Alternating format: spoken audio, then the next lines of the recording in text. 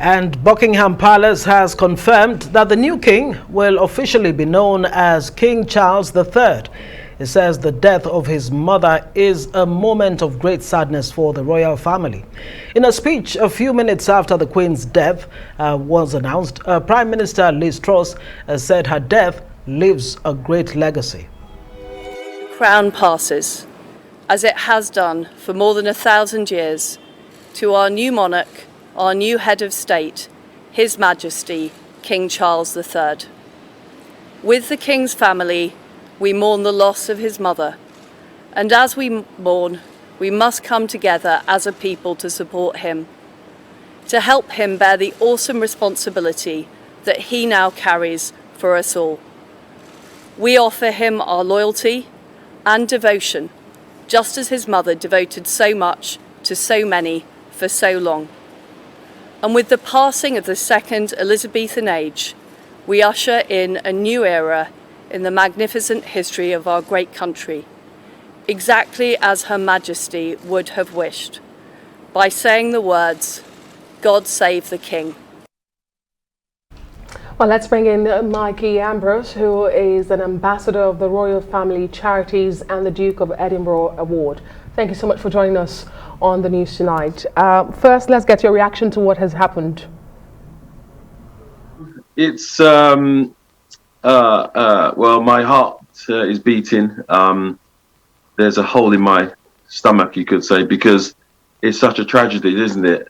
Here we have the Queen, 70 years on the throne, 70 years and about 214 days. And obviously, Louis XIV of France was the longest serving monarch for 72 years. But the whole country is mourning this terrible news today.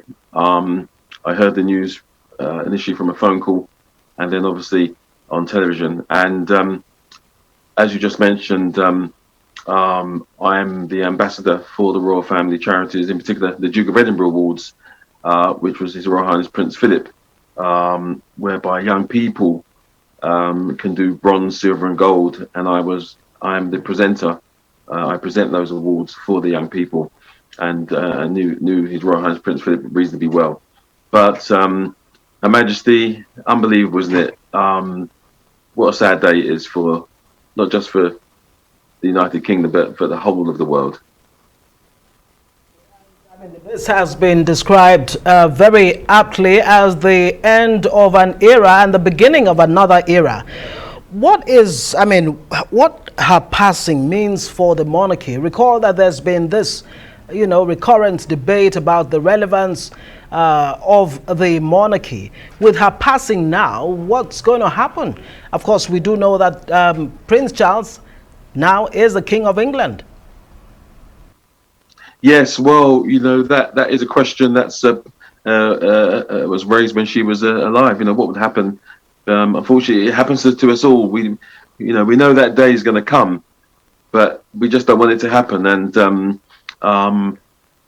to answer your question, we would hope that, as the Prime Minister, the new Prime Minister Liz Truss just said, that the country will come together to support the new King, King Charles III. I've met him personally myself.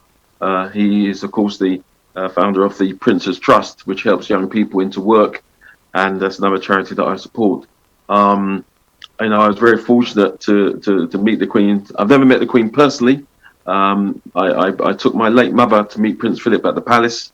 Unfortunately, she passed away a month later, and she was so happy coming from the Dominica, a town called Rosa in Dominica, in the 50s, on the Windrush. And we were brought up in a council flat in East London, and she met Prince Philip. She never thought she'd meet royalty.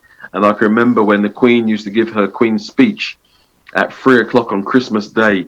And in our house, like all Commonwealth countries, especially the West Indian community, Jamaican and Caribbean community, we had to stand up when the Queen gave her speech on Christmas Day at 3 o'clock, because that was part of the way we were brought up in the East End and other parts of London. So we have to support King Charles, and I'm hoping that will happen.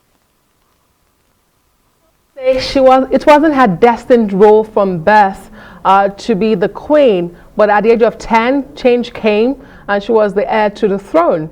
Her uncle, as you know, King Edward VIII, abdicated, and her father became the king. Let me ask you, Ambassador, as with every family, the royal family also had its challenges and its problems, and as a mother, she had a fair share. But how do you think that Queen Elizabeth II will be remembered? Queen Elizabeth II is the rock. You know, she held everything together with all the challenges that you're talking about, and you know, the terrible passing of Princess Diana and all the recent news stories coming out. And I just think that with her passing, it is now time for the family to come together. And what I mean by that is they have to come together and be that family again that we all want them to be, irrespective of what's happened in the past, because you can't change the past, and they need to come together. Because I remember seeing the Queen at Royal Ascot. She went round in the carriage, and I took my late mother to Royal Ascot, and my late mother in a West Indian accent said, Michael, look, child, the Queen's waving at me. Of course, she was waving at thousands of people.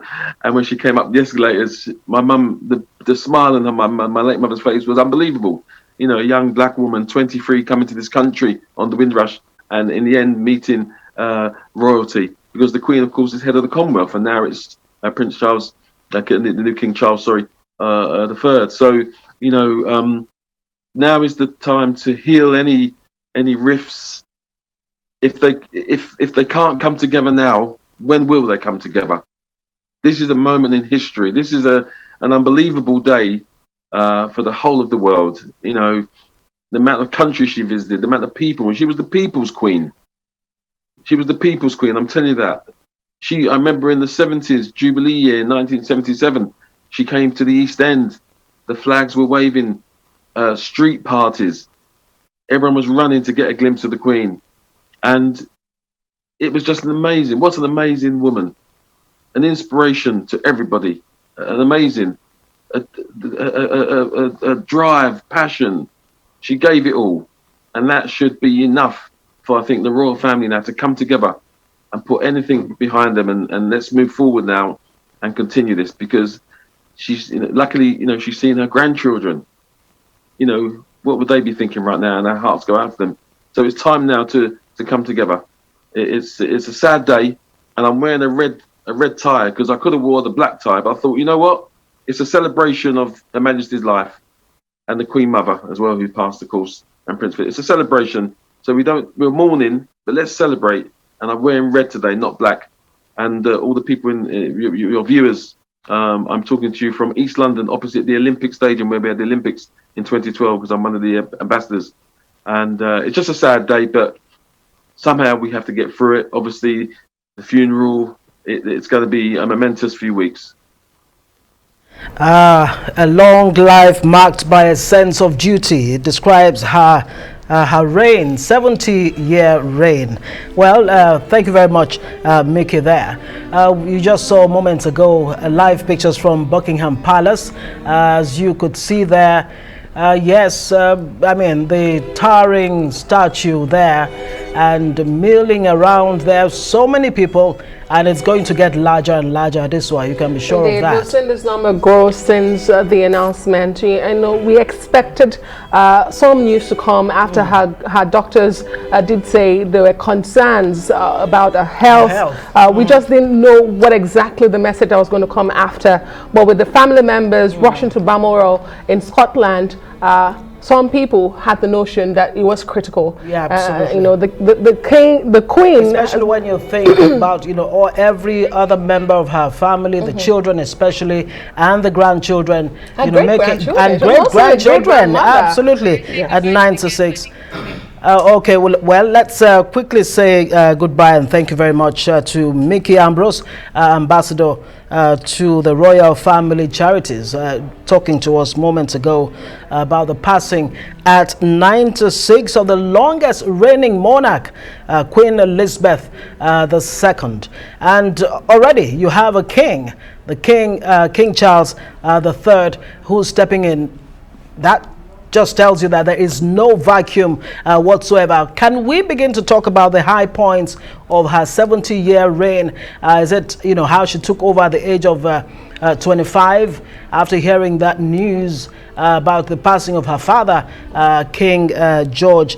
And of course, she became Queen of England at the age of 25.